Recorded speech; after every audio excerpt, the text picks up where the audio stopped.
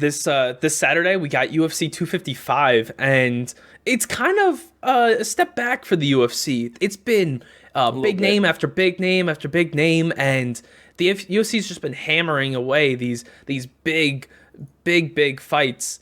And this November card, it's kind of lackluster. Yeah, you got two championship fights, but you're showing off the flyweight division for the men and women, and it's just not that exciting. I have to be honest, Mm-mm. like it's just not. And you've got other guys on this card, such as Platinum Mike Perry, but they only offer so much value. And I think for even somebody like me who tunes in for every pay per view, no matter what, this is one that I'm really struggling to putting $65 on the line for to watch, because I look at Valentina Shevchenko versus Jennifer Maia, and I look at Davison Figueiredo versus Alex Perez, and I think these champions are just going to wallop their competition. They're going to absolutely manhandle them, and it's not worth paying the money because I know the result already.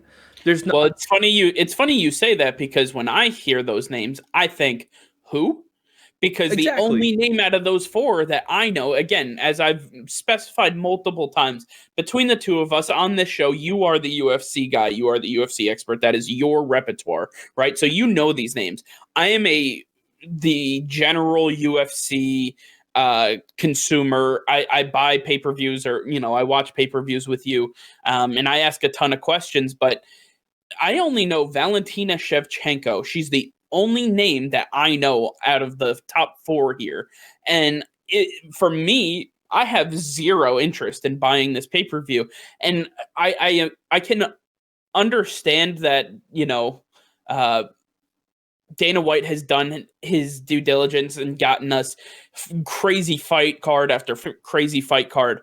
And, this one just didn't pan out that way. But I think he could have gotten at least a couple bigger names to headline this fight, because I cannot understand for the life of me how we've gotten to, we've gotten some crazy fight nights, but UFC 255 looks like a dud. Yeah, it does. There's no sugarcoating it. You can't. The UFC is saying, hey, we're gonna kind of take a month off. We know that we're not gonna have the same pay per view buys as we normally do. But if you look in the future, December's UFC 256 looking like an absolute amazing fight card, and then they're trying to replace Amanda Nunes right now, and it's still gonna be much better than this fight, even without Nunes on the card.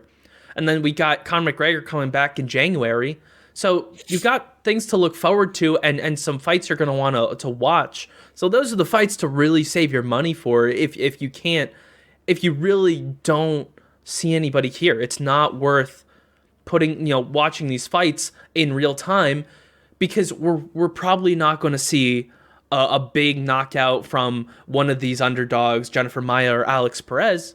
It's just going to be Davison Figueiredo and Valentina Shevchenko absolutely dominating these guys, because as the champs, they have just been very dominant. And since Davison Figueiredo has become the champ in the flyweight division, he has been dominant, and there really is nobody in the division that can compete with him. When I look at the flyweight division for the men, I don't see anybody else that can compete with him. I don't understand where some of these other networks, such as ESPN and Ariel Helwani, are coming off saying this division is revitalized. No, I agree with Dana White, how he did a few years ago when he was trying to get the Henry Cejudo to give up the belt so he could get rid of the division. There just is no excitement here. They fight But at a very that's the fast thing. pace. They fight at a fast pace, and that's great and all, but there's just no explosiveness. There's no hard hits. There's nothing super exciting.